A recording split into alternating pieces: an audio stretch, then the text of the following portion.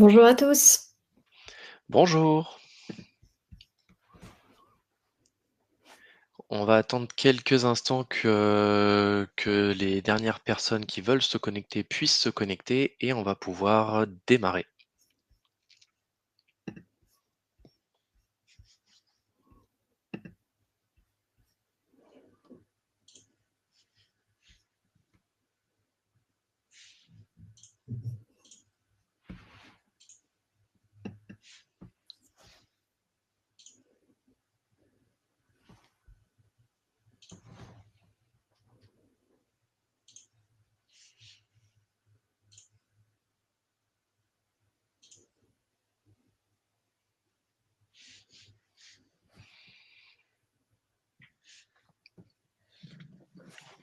Petit test déjà, est-ce que vous nous entendez bien? Est-ce que vous arrivez bien à nous entendre?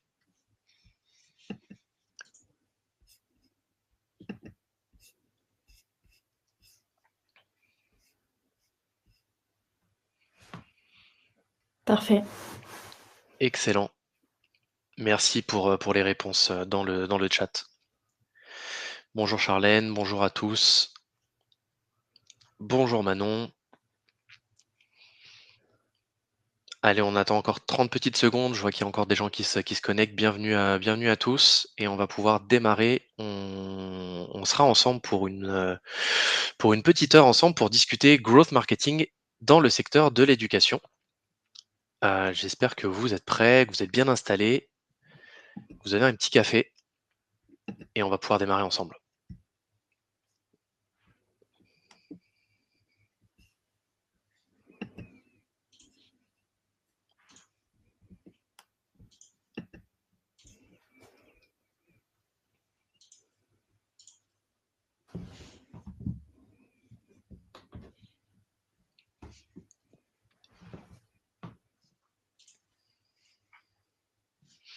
Allez, eh ben, c'est parti. Bienvenue en tout cas et merci de vous être connectés pour assister à ce webinaire spécialisé sur le secteur de l'éducation. Notre but aujourd'hui, c'est d'échanger et de discuter un petit peu de tous ces sujets liés à la conversion et notamment comment booster les conversions dans un cycle d'acquisition sur le secteur de l'éducation et de la formation professionnelle. J'ai la chance aujourd'hui d'être accompagné par Lisa, que je vais laisser se présenter et ensuite je reprendrai la main pour vous dire un peu plus qui je suis et pourquoi on vous présente un petit peu ce sujet aujourd'hui. Merci Kevin. Bonjour à tous. Donc moi, je suis Lisa Massé, je suis, consultante en growth marketing, donc chez Mark Tive depuis un peu plus de 5 ans. Sinon, j'ai à peu près 8-9 ans d'expérience dans ce domaine-là, de base un peu plus spécialisée en acquisition et en activation. Mais comme on va en parler un petit peu après avec nos clients, on essaye vraiment de les accompagner sur l'intégralité du funnel. Merci Lisa.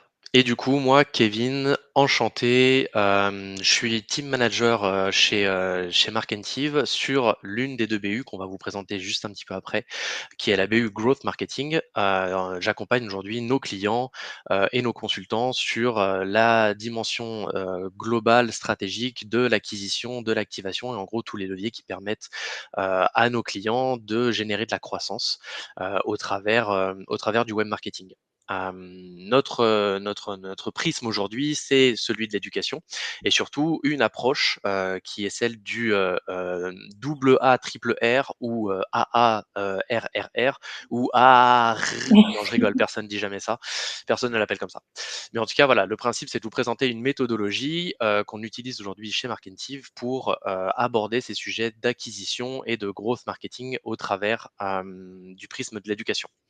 Lisa l'a dit très rapidement, on est aujourd'hui tous les deux chez Markentive. Markentive, c'est une agence spécialiste intégrateur d'HubSpot en France. Nous, on représente la BU Growth, mais il y a aussi une deuxième BU qui existe, qui est la BU RevOps et qui permet d'implémenter et de développer toute la logique CRM chez nos clients. C'est une agence qui existe depuis 2013 et on fait partie aujourd'hui des agences qui aujourd'hui maîtrise la dimension HubSpot. On est partenaire élite HubSpot depuis de nombreuses années. On est top 1 France, top 3 Europe et top 5 monde.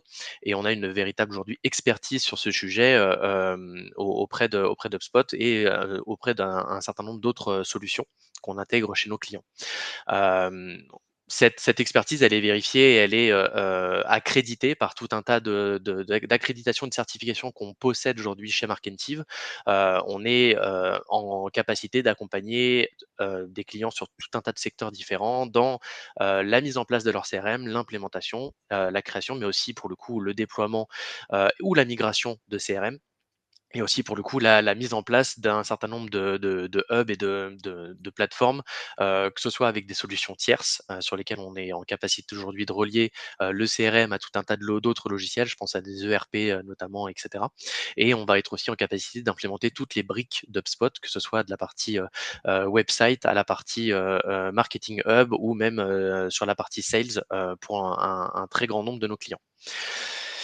On accompagne énormément de clients aujourd'hui sur tout un tas de secteurs différents. On va avoir une palette aujourd'hui d'outils qu'on est en capacité d'implémenter avec HubSpot qui est assez large. Et on a aussi, et c'est l'un des points qui nous permet de discuter avec vous en tout cas aujourd'hui de ces différents sujets.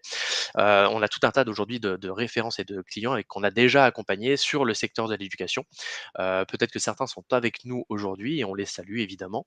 Mais en tout cas, on a aussi une dimension globale expertise sur la verticale éducation et formation. Et on a pu compléter cette approche-là. Moi, j'ai rejoint Marketive il y a peu de temps, mais j'ai un passif assez fort avec l'éducation où j'ai travaillé pendant plus de 7 ans dans le secteur de l'éducation, et notamment sur des postes de direction marketing et cetera. Donc c'est des sujets aujourd'hui qu'on adresse assez largement avec nos clients parce qu'on a aujourd'hui beaucoup de clients sur cette verticale-là, mais plus globalement aussi avec nos expertises, personnelles. Rentrons tout de suite dans le vif du sujet. Notre petit sommaire de ce webinar, on va commencer par une petite projection 2026 avec des insights clés sur le marché de l'éducation globalement et de la formation professionnelle. Et ensuite, on attaquera directement dans le vif du sujet avec notre framework, à savoir le double A, le triple R, et on va pouvoir vous balayer tous ces différents sujets sur des tips et des cas concrets de ce que nous, on a déjà aujourd'hui mis en place mis en place en termes d'accompagnement avec nos clients. Parmi les insights clés de 2026, il y a 3 choses qui sont intéressantes à noter et qui sont relayées assez largement par les différents instituts aujourd'hui qui parlent globalement de la dimension marché, de l'éducation. Le premier, c'est que la phase d'hypercroissance qu'a connue le marché ces 5 dernières années, elle est terminée. On est aujourd'hui sur un défi assez fort. Le premier, c'est, déjà de réussir à capitaliser sur les étudiants qui sont déjà aujourd'hui présents sur le marché ou les apprenants en général. Ce nombre aujourd'hui ne va pas continuer à grandir éternellement. Et puis il y a aussi une problématique liée à la subvention, à la dimension subvention publique apportée par l'État depuis de nombreuses années, qui est en train de se ralentir. C'était le cas déjà sur les contrats de professionnalisation, ce sera le cas encore plus maintenant sur les contrats d'apprentissage. En tout cas, voilà, une grande partie aujourd'hui de la croissance du marché est ralentie pour un certain nombre de ces facteurs. Le deuxième, j'en ai un petit peu parlé, mais c'est le nombre d'acteurs aujourd'hui qui est déjà très important. Donc, on est sur un marché qui est très concurrentiel et surtout qui est face à une cible, que ce soit les apprenants dans le cadre de l'éducation ou même plus globalement des gens à la recherche d'une formation, même dans le cadre professionnel. Qui est en réduction. On est sur une croissance d'environ 0,5 de plus sur 2025 et on sera à peine mieux sur 2026. À cela s'ajoute que le fait, on estime aujourd'hui qu'en 2030, on aura une baisse pour le coup enregistrée du nombre d'étudiants français sur le marché. Donc évidemment, qui dit moins d'étudiants sur ce marché dit forcément des acteurs qui vont devoir se battre pour aller chercher de la croissance et cette croissance devra s'expliquer en allant la chercher chez les autres. Donc l'efficacité et la capacité à être meilleur que les autres va être forcément un atout clé et c'est en partie ce que nous on va pouvoir défendre avec nos clients, avec les différents accompagnements qu'on va mettre en place. Dernier point et pas des moindres, on a des usages aujourd'hui autour de l'IA générative qui vont évidemment prendre une grande partie des innovations, que ce soit sur la partie pédagogique ou même via ce que nous on va vous présenter aujourd'hui, c'est-à-dire une partie de l'activation et de l'acquisition qui sont évidemment drivées par ces nouvelles fonctionnalités liées à l'IA et qui permettent d'imaginer des nouveaux scénarios, des nouvelles stratégies d'acquisition et qui permettent de remanier un peu aussi les cartes avec un certain nombre d'acteurs qui vont s'armer aujourd'hui de ces nouveaux outils pour être plus efficaces et plus forts sur ce marché très concurrentiel. N'hésitez pas, si jamais vous voulez intervenir en même temps de la présentation, hein, le chat est fait pour ça. Donc si jamais vous avez des questions, c'est aussi le but est de rebondir avec nous sur ces différents sujets, comme ça évite que ce soit non plus simplement de la redescente. Il y a une stat qui est intéressante et c'est par celle-ci que je voulais commencer, qui est qu'aujourd'hui, en moyenne, dans le cycle d'acquisition, en tout cas globalement et de décision, en ligne, un étudiant se renseigne pardon, auprès de 5 établissements. C'est quelque chose qui est mesuré et suivi par Google, et qui nous dit en tout cas aussi beaucoup de ce à quoi ressemble le parcours étudiant aujourd'hui dans la phase de recherche. Et donc, quand vous avez un étudiant ou un apprenant qui va rentrer dans votre cycle d'acquisition sur Internet, sachez qu'il est aussi potentiellement déjà rentré en interaction avec au moins 5 autres établissements et qui va être à des phases plus ou moins avancées de son parcours de décision avec ces différents établissements. À la fin, évidemment, il n'en restera qu'un. On ne peut pas se démultiplier, on ne peut pas faire plusieurs formations en même temps.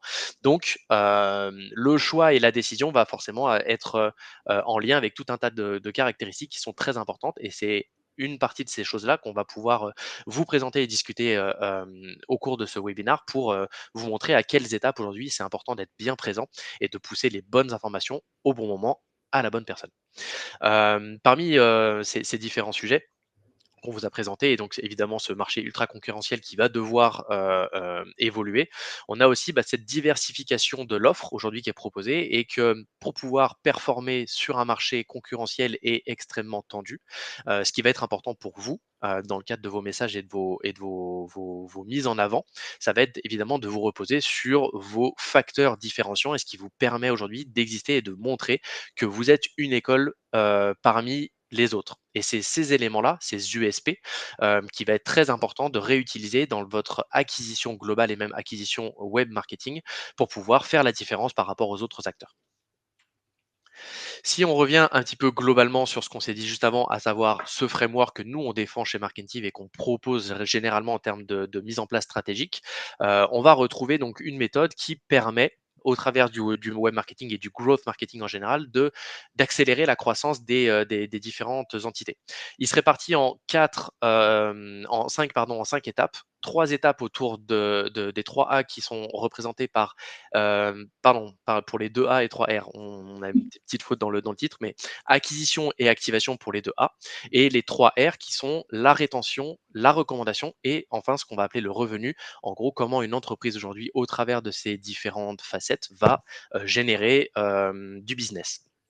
On va pouvoir revenir sur chacun de ces différentes étapes du framework et vous proposer des cas pratiques au travers de ces différents sujets.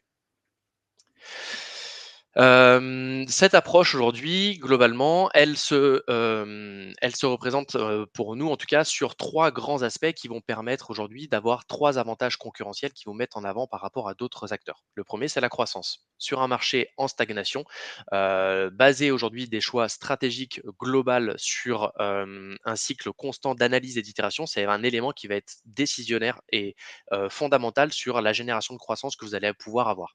On va pas pouvoir aller chercher des nouvelles cibles, donc il va falloir être meilleur que les autres. C'est un peu ce que je vous ai expliqué tout à l'heure. Et pour être meilleur que les autres, il faut aller chercher des parts de marché chez les autres.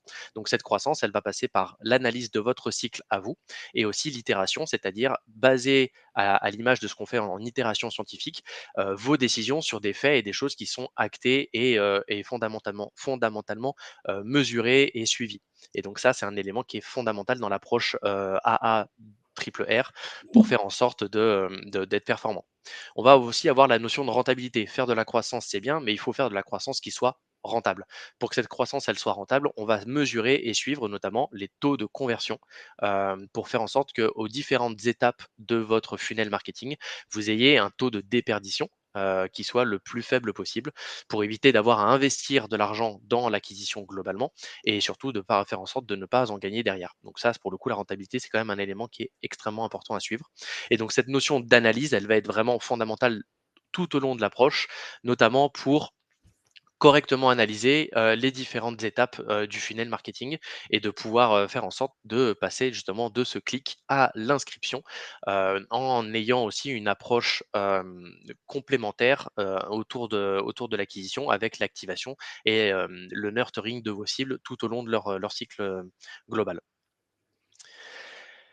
Est-ce que tu peux nous en parler un peu plus, Lisa, et notamment sur la mise en application et les cas d'usage qu'on peut retrouver au travers de ces différentes étapes dans le funnel marketing? Oui, tout à fait. Alors, dès qu'on va commencer un nouveau projet avec un client dans le secteur de l'éducation, on commence toujours par cette phase-là. Essayer d'avoir, vraiment les aspects, macro pour derrière dérouler un plan d'action. Donc, Kevin nous a présenté le modèle, AARRR ou aussi le modèle, le framework pirate comme on peut l'appeler. Et nous, la mise en application qu'on va faire avec HubSpot, c'est qu'on va venir mettre les life cycle stage en face de chaque brique et déployer donc des actions. Ici, on a les cas d'usage marketing qui vont aller venir travailler les contacts tout au long de leur journée.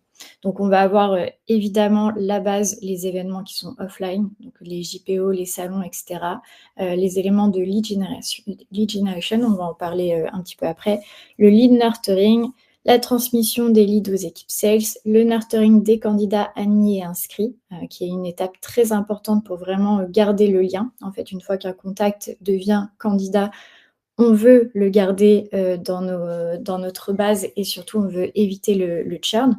On a des clients qui avaient plus de 50% de churn après la candidature et nous, en vrai, on travaille ici pour garder le lien et donner l'envie à ces candidats de s'inscrire in fine. Et ensuite, des campagnes de réinscription. Donc ça va être par exemple pour les programmes master après un bachelor et les programmes ambassadeurs. Absolument, et comme, tu l'as très bien dit, Lisa, HubSpot, c'est vraiment l'accélérateur de ce framework. C'est-à-dire qu'on va évidemment pouvoir le mettre en place sans HubSpot, hein, c'est pas le principe, mais, HubSpot nous sert aujourd'hui, nous, en accompagnement à nos clients, à faire vraiment une accélération sur tout ça. Ça permet une facilitation, bah, à la fois et de la notion d'automatisation grâce au marketing automation et aussi, ne de dans le cadre de l'analyse dont on parlait juste avant. HubSpot nous permet vraiment, pour le coup, cette analyse tout au long du funnel marketing et de pouvoir identifier justement cette déperdition qu'on va retrouver aux différentes étapes. Si on rentre dans le vif du sujet et qu'on attaque directement sur la partie acquisition, quels sont aujourd'hui les canaux qui attirent les profils les plus qualifiés dans le secteur de la formation et de l'éducation? Ce qu'on retrouve et ce qui aujourd'hui fait la base un petit peu de cette approche-là, chez nous aujourd'hui, c'est que le mix média, ça reste aujourd'hui le meilleur moyen pour couvrir l'intégralité du parcours d'acquisition, dans le cadre de ce secteur-là et notamment dans le but d'optimiser les coûts d'acquisition. On va retrouver dans ce mix média tout un tas de choses aujourd'hui qu'on peut qualifier comme étant des grands piliers d'acquisition, mais qui restent aujourd'hui extrêmement importants dans la phase de décision et d'acquisition que va retrouver l'étudiant. On va avoir évidemment tout le spectre de l'acquisition payante, le SIA, le social ads, le display, qui restent aujourd'hui des piliers qui sont très forts et qui permettent aujourd'hui à des écoles de se rendre visibles auprès d'une cible qui est ultra connectée et très très très en veille sur les différents usages sur le web. Mais on va aussi avoir tout un tas de leviers complémentaires qui vont venir travailler en quinconce avec ces différents leviers payants. Je pense notamment au SEO, avec de la création de contenu, mettre en avant votre savoir-faire au travers d'un certain nombre de contenus créés sur votre site web, mais aussi et maintenant, depuis quelques mois, quelques années, si on peut repousser un petit peu la barrière du temps, mais l'approche GEO ou le référencement au travers des IA génératives. Et ça, c'est quelque chose qui est encore assez balbutiant, mais qui va s'accélérer de manière assez forte dans les quelques mois, quelques années à venir, notamment en lien avec l'usage que peuvent avoir la cible étudiante, qui est une cible assez jeune, avec ces différents outils. On a des étudiants aujourd'hui qui changent vraiment en termes de comportement de recherche et qui vont de plus en plus passer par ces IA génératives pour chercher des réponses à leurs questions et notamment dans le cadre de leur orientation. Évidemment, dans le cadre de leur parcours d'acquisition, on va retrouver bien évidemment les réseaux sociaux, les salons qui restent un élément incontournable, de la saison étudiante et notamment dans la recherche des étudiants qui sont parfois un peu perdus face à la multiplicité et au nombre d'écoles qui sont présentes sur les différentes verticales. Et aussi, pour le coup, l'accompagnement au travers des acteurs spécialisés qui peuvent aujourd'hui représenter des tiers de confiance, certifiés pour les étudiants qui sont reconnus sur leur marché. Je pense à des acteurs comme, Diplôméo, comme L'Étudiant, comme Studirama et qui, au travers de leur plateforme, vont elles aussi accompagner les étudiants, dans une dimension un peu plus conseil pour leur permettre de trouver la bonne école. Globalement, ce qu'il faut se dire, c'est que vous pouvez mettre en place un, voire plusieurs de ces canaux en même temps dans le cadre de votre acquisition. Et ce qui va être important derrière, ça va être encore une fois d'analyser et d'itérer ces différents choix en termes de mix média pour pouvoir trouver chez vous le bon mécanisme qui va faire en sorte que vous allez trouver à la fois des cibles qui vous intéressent, mais qui sont aussi intéressées par vous. Et donc cette qualité des leads que vous allez pouvoir embarquer dans votre funnel marketing, elle reste extrêmement importante parce que c'est en grande partie ce qui va ensuite pouvoir vous permettre d'avoir des chiffres intéressants dans le cadre de votre conversion et dans votre activation. Plus les leads à la base que vous allez faire rentrer dans votre funnel marketing sont qualifiés, et évidemment, plus vous aurez une capacité facile à les faire grandir en termes de maturité et les faire convertir pour passer, encore une fois, du clic à l'inscription. Est-ce que tu peux nous en parler un peu plus, Lisa, sur la dimension, des nouveaux formats et des contenus globalement que les réseaux sociaux notamment peuvent permettre, aux étudiants de découvrir? Alors les réseaux sociaux, c'est là où il faut vraiment, prendre, le fil parce qu'on s'adresse à des populations qui sont jeunes, donc à des réseaux sociaux plus dédiés aux plus jeunes, donc TikTok, Instagram, majoritairement et là, c'est des contenus qui sont, totalement différents. Des contenus vraiment, dynamiques et des contenus, informatifs, à déployer. Donc ça demande beaucoup de ressources, hein, forcément pour avoir une stratégie, efficace et s'assurer d'avoir une fréquence, vraiment, dynamique. On parlait des changements un petit peu de comportement. Aujourd'hui, il y a une étude NewsGuard qui dit que 40 des jeunes ne se tournent plus vers Google pour faire leurs recherches, mais le font directement depuis TikTok. Donc le référencement dont on parlait, le référencement classique SEO qu'on a connu pendant des années, aujourd'hui, c'est évidemment une part importante de l'acquisition, mais on ne doit pas s'y limiter, on ne doit pas rester uniquement focus sur cet aspect-là. Et il faut réimaginer aussi le funnel marketing en fonction des usages des différents publics cibles. Et quand on voit que les étudiants aujourd'hui sont euh, fortement en recherche sur TikTok, il y a un intérêt aujourd'hui à créer du contenu pour les écoles sur cette plateforme-là, de manière publicitaire évidemment, mais aussi de manière organique. Parce que c'est cette création organique qui va vous permettre de remonter dans TikTok, notamment au travers des différentes consonantes de référencement dans les réseaux sociaux. Et ça, c'est quelque chose qu'il faut, je pense, aujourd'hui en 2025 et notamment en 2026 pour l'année à venir, à ne pas négliger. Il y a un autre élément qu'il faut garder en tête, notamment dans l'acquisition globale de cette cible étudiante, c'est le marketing de l'influence aujourd'hui qui reste dans l'éducation aujourd'hui assez peu exploité par un certain nombre d'écoles, mais qui est un élément fondamental de la prise de décision des étudiants et surtout dans l'orientation qu'ils vont choisir demain. Avoir aujourd'hui des tiers de confiance, notamment dans un cadre qu'ils connaissent bien et qu'ils maîtrisent, à savoir les réseaux sociaux, ils vont être forcément plus sensibles à de la recommandation auprès de tiers de confiance, d'influenceurs, on va dire, si on peut appeler ça comme ça, qui vont leur donner un certain nombre de caractéristiques et de choses concrètes au travers des écoles. Et donc, je pense qu'il ne faut pas minimiser cette approche-là parce qu'aujourd'hui, ces tiers de confiance vont avoir un rôle clé dans le cadre de l'orientation que vont choisir les étudiants et notamment dans leur choix, on va dire, au niveau des différentes écoles.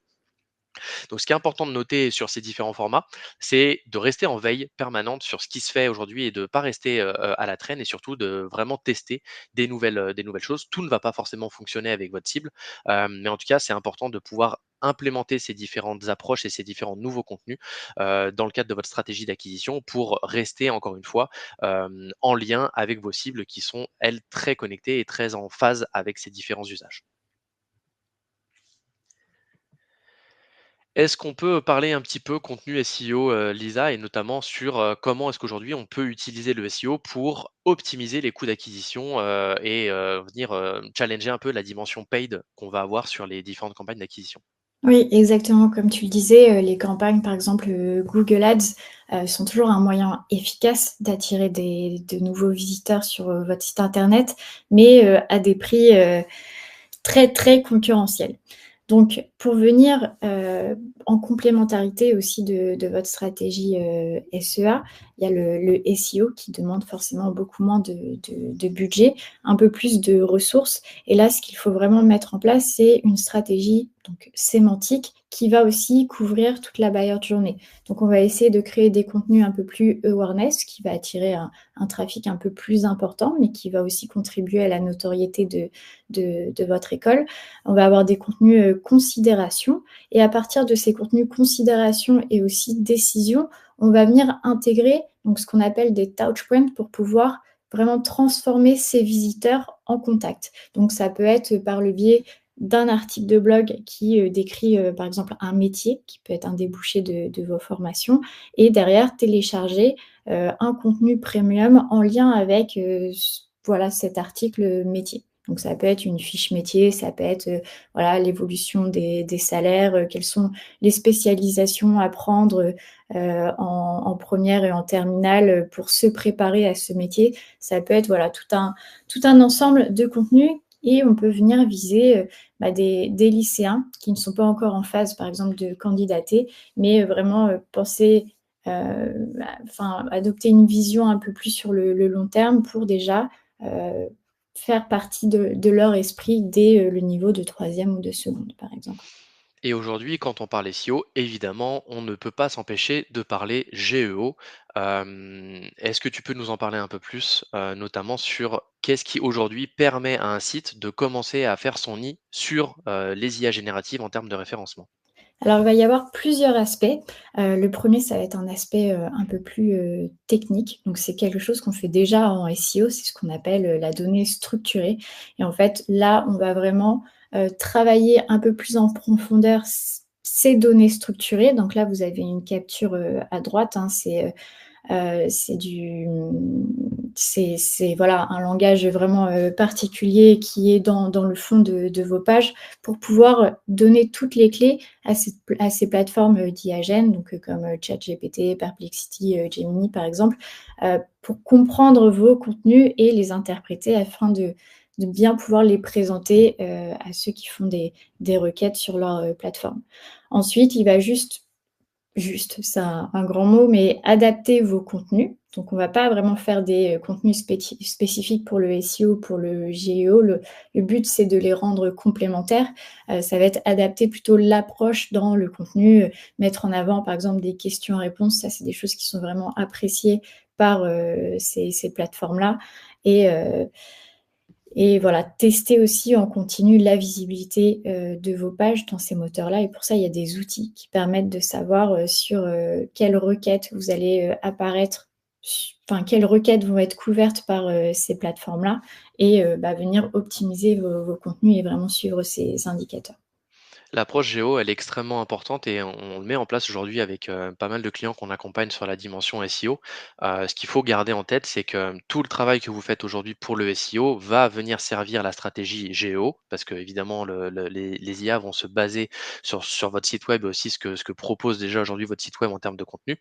Donc il faut réussir aussi à créer un peu justement cette dimension contenu et la structure globale technique de votre site pour faire en sorte que l'IA puisse comprendre de la même manière que Google jusqu'à présent comprenait votre site. Et c'est une autre manière de faire du SEO. Il faut l'orienter un peu plus en effet question and answer, donc faire en sorte d'avoir un maximum de choses qui peuvent répondre à des questions que vont se poser les internautes. Et dans cette dimension, ce qui est très important aussi, c'est de ne pas négliger la dimension notoriété de votre produit ou de votre marque, notamment dans le cadre de l'éducation, parce que dans le référencement via les IA, ne peut y avoir qu'une seule réponse. À la différence où Google va vous proposer sur une seule et même page plusieurs propositions, généralement, quand on pose une question à une IA, que ce soit ChatGPT ou autre, la réponse va s'orienter généralement autour d'un seul acteur. Donc plus vous êtes performant Et plus vous êtes puissant sur la requête ou la question que va se poser l'internaute et plus l'IA aura tendance à vous recommander et à vous proposer comme étant la réponse à la bonne question que se pose l'internaute. Et ça, c'est quelque chose qu'il faut garder en tête parce que les places vont être en termes de référencement IA, en tout cas beaucoup plus limitées que ce que propose aujourd'hui Google, ou en tout cas à date, aujourd'hui, il n'y a pas de multi-propositions qui sont faites par les IA lors de la mise en place des différentes questions dans la plateforme. Donc intéressant et important à garder en tête, que cette mutation et cette montée de l'intelligence artificielle doit demain servir aussi, les différents établissements à, driver une partie de leur visibilité. Est-ce qu'aujourd'hui on a des cas pratiques, Lisa, qu'on a déjà pu, travailler au travers de ces différents sujets dans HubSpot? Oui, alors, en effet, pour revenir un petit peu à HubSpot, il y a des intégrations, donc natives ou custom qui sont hyper intéressantes à exploiter. Vous allez pouvoir déjà brancher la Google Search Console qui va, vous ouvrir des insights sur, HubSpot et qui va venir en complémentarité des fonctionnalités de contenu qui sont, existants. Donc, si vous hébergez par exemple votre blog sur HubSpot. Vous avez aussi des intégrations natives existantes avec vos régies ads, donc Google Ads, Meta Ads. Et ce qui va être intéressant aussi, ça va être avec TikTok Ads, Snapchat Ads, on va avoir des intégrations custom. Donc, c'est-à-dire qu'on ne va pas passer directement par la marketplace, mais vous allez pouvoir brancher vos régies, donc comme TikTok et Snapchat, via un intermédiaire comme Zapier ou Make, par exemple. Et ça va être hyper intéressant parce que sur ces plateformes-là, ou comme sur, Meta, on va être assez limité dans les ciblages, hein. Sur Meta, on ne peut pas, cibler les moins de 18 ans, par exemple. Là, ce qu'on va pouvoir faire, c'est créer des audiences de reciblage basées sur vos contacts existants, sur HubSpot. Donc ça va permettre vraiment de venir ouvrir un petit peu, ces horizons-là et d'avoir, des campagnes, vraiment, pertinentes. Ce qui va être intéressant aussi, si vous faites de la lead gen, donc dans vos ads, c'est que vous allez pouvoir directement synchroniser les contacts et donc un contact obtenu, par exemple via une pub, TikTok, vous allez pouvoir l'activer par la suite, en continu sur HubSpot. Est-ce que, on peut, aujourd'hui, reparler un petit peu notamment de la gestion des événements et un cas pratique qu'on a déjà pu mettre en place avec certains de nos clients, Lisa? Oui, alors la gestion des événements ici, donc c'est un exemple avec, plusieurs, clients. Nous, ce qu'on va vous recommander, c'est de créer une landing page, si possible avec HubSpot. Si vous avez un autre outil, c'est tout à fait OK. Vous allez pouvoir créer vos emails, donc l'email de confirmation, d'inscription, les emails de relance, confirmation et rappel, ça. Alors excuse-moi, je peux passer à la suivante. Ça marche pas? Non, Attends, hop, ouais, je veux bien. je me fais le chef d'orchestre. Merci. Ah, c'est bon, je crois. Voilà. Ensuite, le but, ça va être vraiment d'acquérir du trafic, d'acquérir des inscrits à vos événements. Donc, voilà, ici, on a listé les canaux qu'on active pour, ce faire. Donc, via des campagnes social ads sur différents, canaux, via les réseaux sociaux, forcément. Des tests, qui ont très, très bien marché, c'est des, DM Instagram automatisés. Donc, vous pouvez automatiser, vous, l'envoi de DM Instagram, soit depuis, HubSpot, mais ça nécessite, une API ou, un outil tiers, ou alors il y a des outils qui le font, très bien. Ça va venir en fait, mettre en place un scénario où vous allez être, le premier à envoyer un message et puis derrière ça peut fonctionner un peu comme un chat flow avec des questions-réponses et à la fin, envoyer le lien vers la JPO, par exemple. Hem, Ensuite, il y a l'emailing à votre base existante pour promouvoir cet événement et vous pouvez aussi envoyer des messages soit via WhatsApp ou soit via SMS pour les invitations. Et ensuite dans HubSpot, donc vous allez avoir, on voit pas très bien sur la première capture, mais du reporting qui va être personnalisé à votre événement.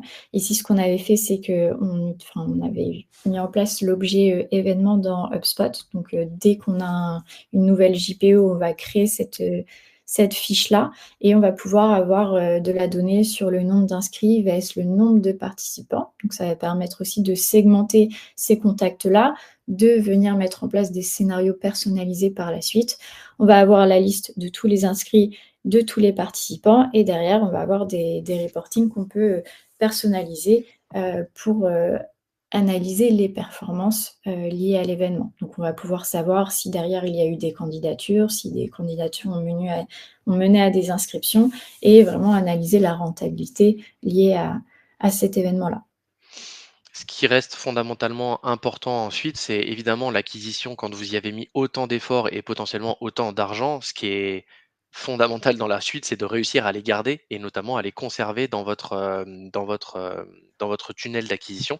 Et c'est à ça que répond aujourd'hui la brique activation. C'est comment aujourd'hui on peut réussir à engager les différents prospects, notamment les prospects cibles étudiants de vos différentes facettes et ou formations que vous proposez grâce à des systèmes d'automatisation et notamment grâce à votre CRM et HubSpot.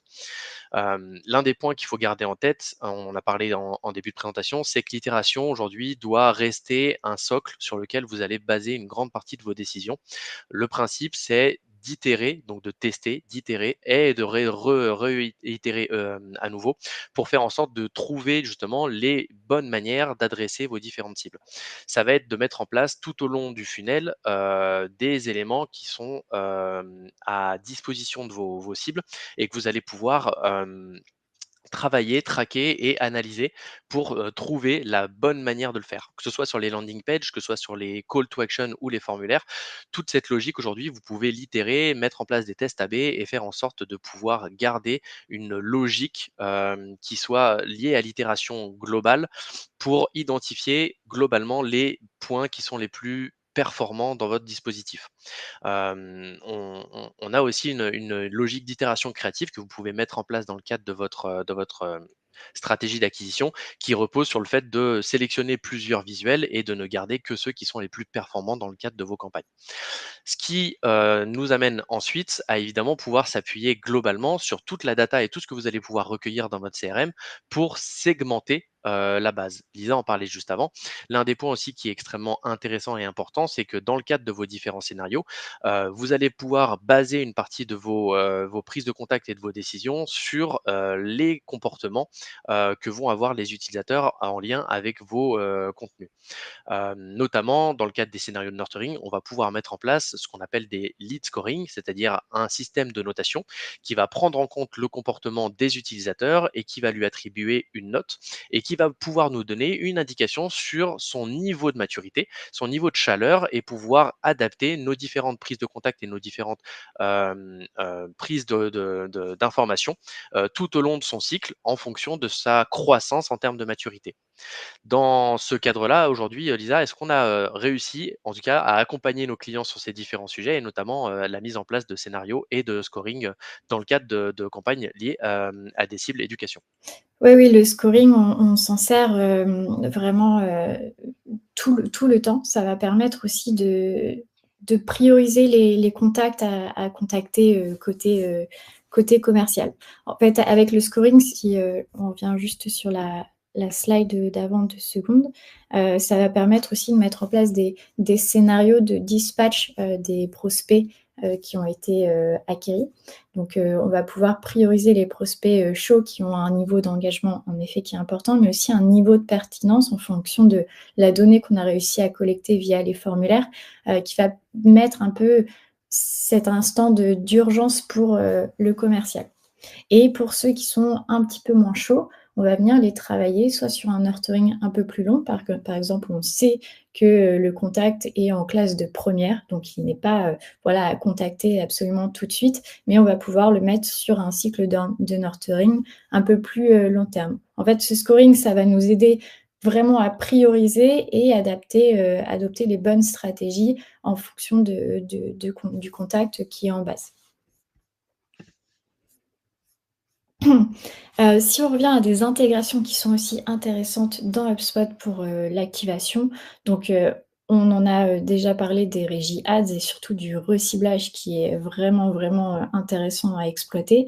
Ce Une intégration native qui fonctionne très bien aussi, c'est Discord. Donc, Discord, on va pouvoir venir vraiment toucher une population, bien, ciblée parmi nos prospects et un exemple un peu de cas, ça va être pour, l'activation, pour, pousser à la candidature ou alors pour, venir animer la base, candidat et vraiment créer ce sentiment de communauté.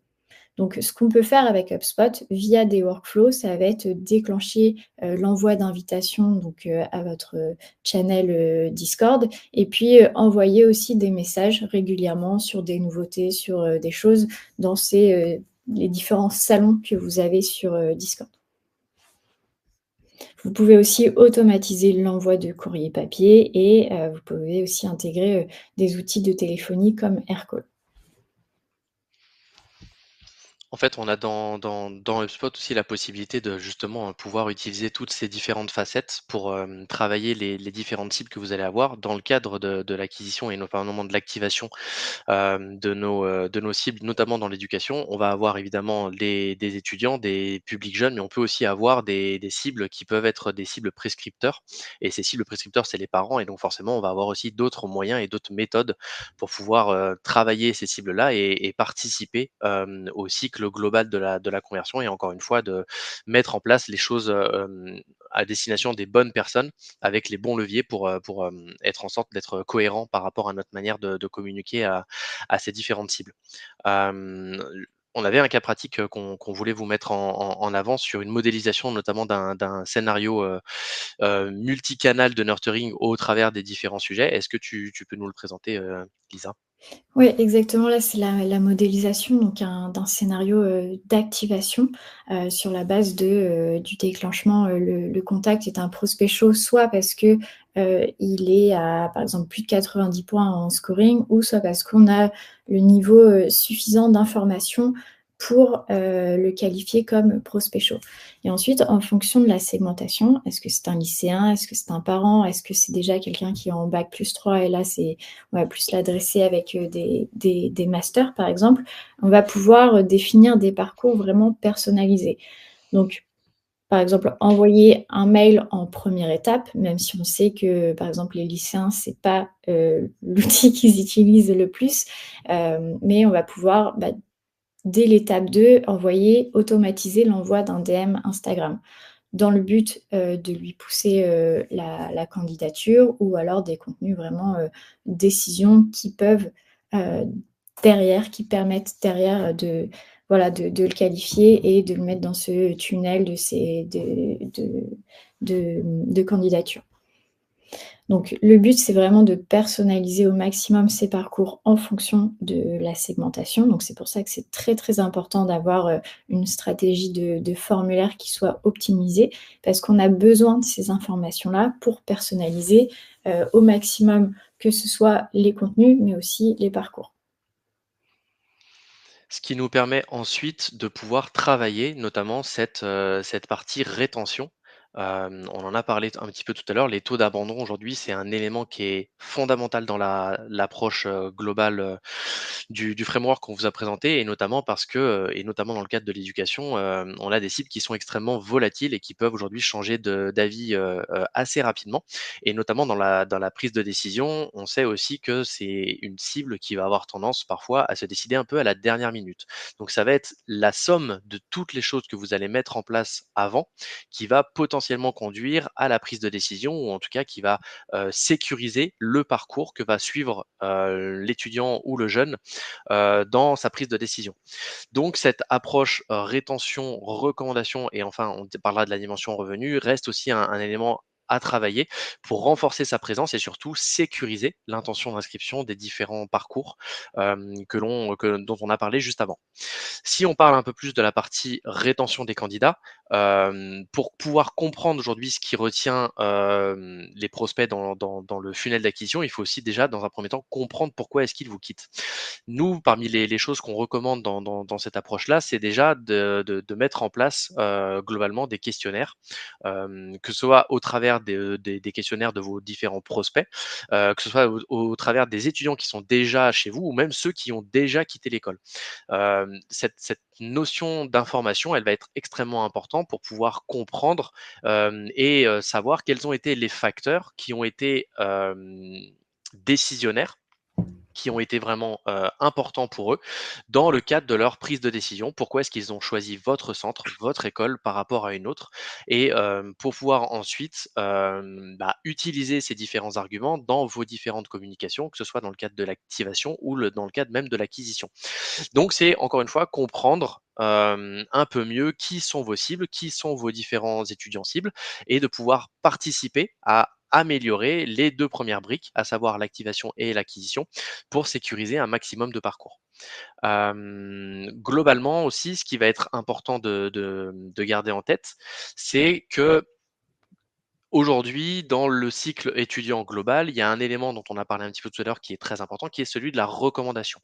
La recommandation, ça va être tous les étudiants qui, via un système de bouche à oreille, peu importe qu'il soit digital ou pas, vont permettre de faire écho à une grande partie des choses que vous avez, vous, diffusées dans le cadre de votre image de marque ou de votre image d'entreprise au travers d'autres cibles qui peuvent être potentiellement intéressées. Ça, c'est quelque chose qui aujourd'hui fonctionne de manière assez redoutable au travers des nouvelles générations. Je parle notamment de la Gen Z, mais il y a aussi d'autres éléments qui sont extrêmement importants et factuels qu'on va retrouver dans le parcours digital et qui sont aujourd'hui à ne pas négliger. Je pense notamment à toute la dimension des avis en ligne.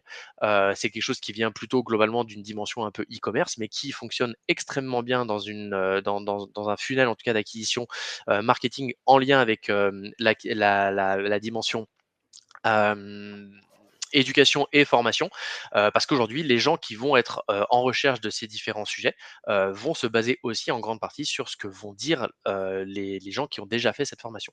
Donc c'est un élément à vraiment intégrer et que vous pouvez aussi réutiliser. Lisa en parlait un petit peu tout à l'heure dans le cadre du nurturing où vous pouvez réutiliser ces différents témoignages, de clients, d'étudiants qui ont déjà réussi à terminer le parcours avec vous et qui vont mettre en avant les points forts qu'ils ont retrouvés dans le cadre de leur cycle. Et ça, c'est quelque chose d'important.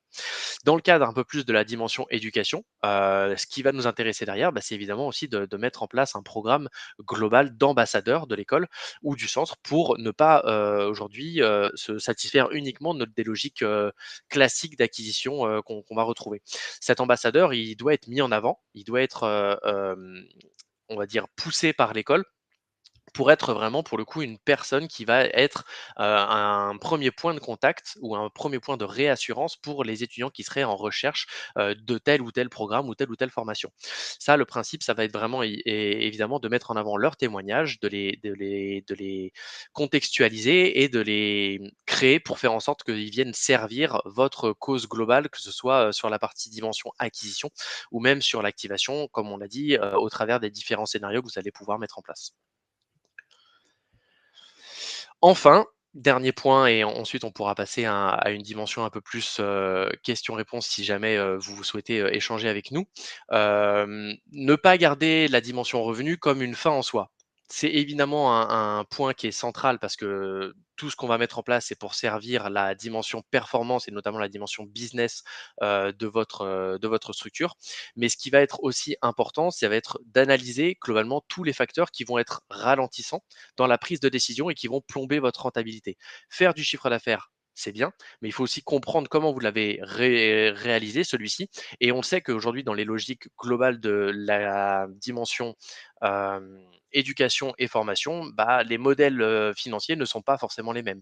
D'une école à une autre, on va pas avoir les mêmes profils, on va pas avoir les mêmes façons de générer du business. Déjà dans la complexité des différentes offres qui existent, vous allez avoir des offres en initial, vous allez avoir des parcours longs, des parcours courts. Comment est-ce qu'aujourd'hui on arrive à travailler et à identifier quels sont les parcours qui vont être les plus représentatif de ce que vous allez vous générer en termes de business. Il y a le modèle de l'alternance aujourd'hui qui fait que les étudiants ne payent pas directement leur formation, et que ça va être une contribution des OPCO, et cetera, qui vont être, générateurs de chiffre d'affaires pour les écoles. Donc tous ces éléments sont à prendre en compte pour pouvoir comprendre, les différents facteurs aujourd'hui qui vont être décisionnaires dans la possibilité de générer ou pas du business. Et il y a aussi un point qui est extrêmement important dont on a parlé, et c'est d'ailleurs l'une des choses qu'on met en place régulièrement avec nos clients, c'est justement l'analyse de ces différents facteurs dans HubSpot. La mise en place de dashboards personnalisés qui permettent de suivre et de comprendre la possibilité aujourd'hui que va rencontrer la cible de sortir du dispositif. Comment est-ce qu'aujourd'hui on va pouvoir fermer les vannes, si je peux dire, en tout cas pour faire en sorte d'en perdre le moins possible et d'intervenir au bon moment dans le funnel pour minimiser cette perte tout au long du funnel. Et c'est ça aujourd'hui qui va vous permettre de maximiser le revenu, si on peut appeler ça en tout cas comme ça, de votre structure en maximisant les chances aujourd'hui d'arriver à un cycle qui va aller de l'acquisition à la décision avec le moins de pertes possible. Est-ce que tu peux nous en parler un petit peu plus dans HubSpot, Lisa, pour terminer, avant Oui. qu'on... Alors un petit, cas pratique, sur, l'aspect plutôt, rétention. Voilà une problématique qui revient très, très souvent pour, nos clients dans le secteur de l'éducation, c'est, comment réduire au maximum le churn, donc le taux d'abandon, entre la phase de candidature, d'admission et d'inscription. Donc, on peut pour ça aussi penser à un scoring. Donc c'est quelque chose qu'on a déjà mis en place et qui fonctionne bien. Un scoring vraiment dédié aux candidats et aux admis. Donc, dans HubSpot, c'est avec des critères de filtrage pour être sûr qu'on va vraiment scorer que, ces contacts-là.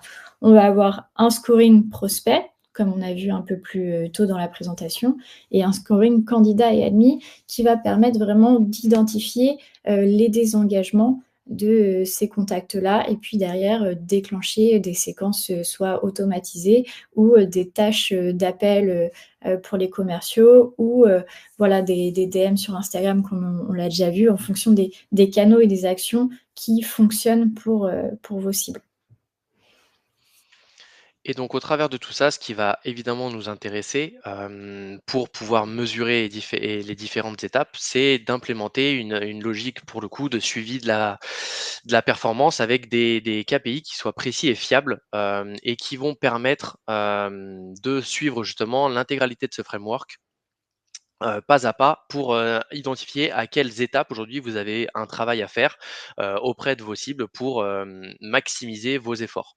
En acquisition, ça peut être le nombre de visiteurs, le coût par acquisition, le taux de conversion des leads, qui sont des KPI aujourd'hui qu'on peut suivre. En activation, on va retrouver le taux d'inscription aux événements, par exemple, dont on a parlé tout à l'heure, le nombre de téléchargements d'un document, le taux de transformation dans un cycle, de parcours.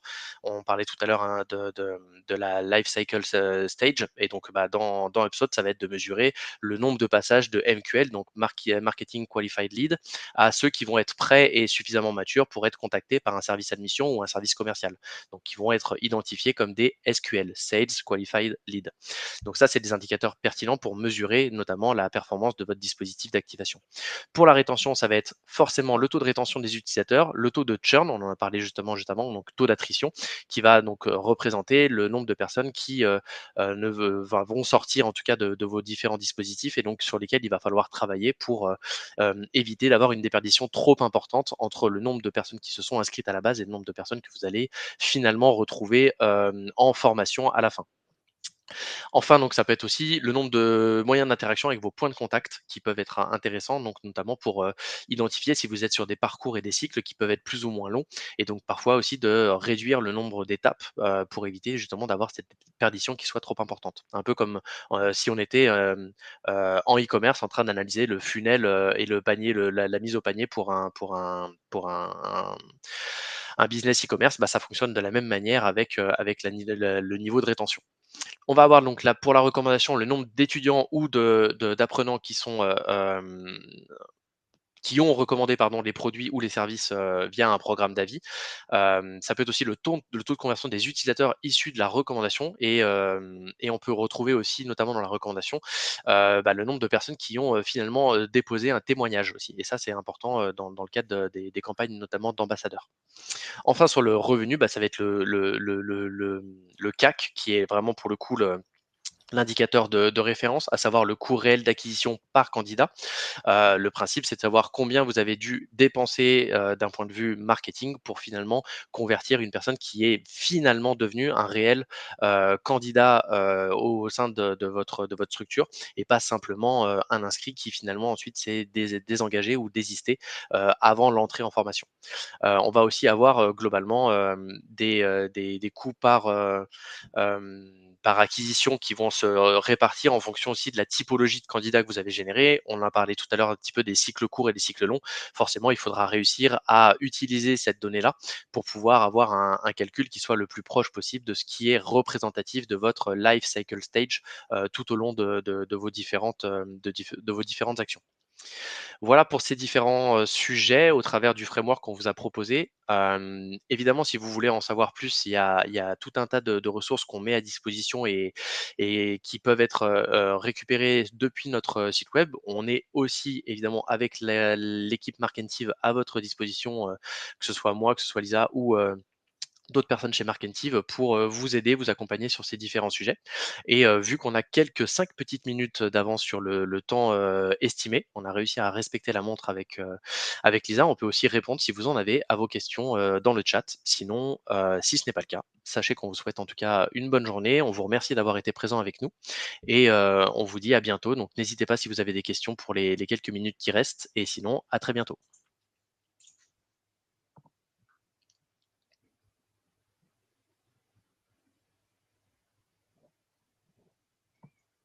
Pas de questions pour tout le monde?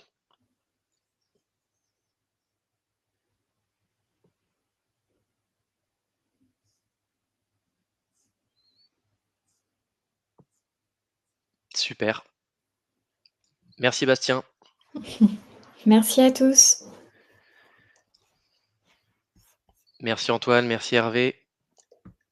Eh bien, bonne fin de journée à tous. Merci d'avoir été présents avec nous et on vous dit à bientôt.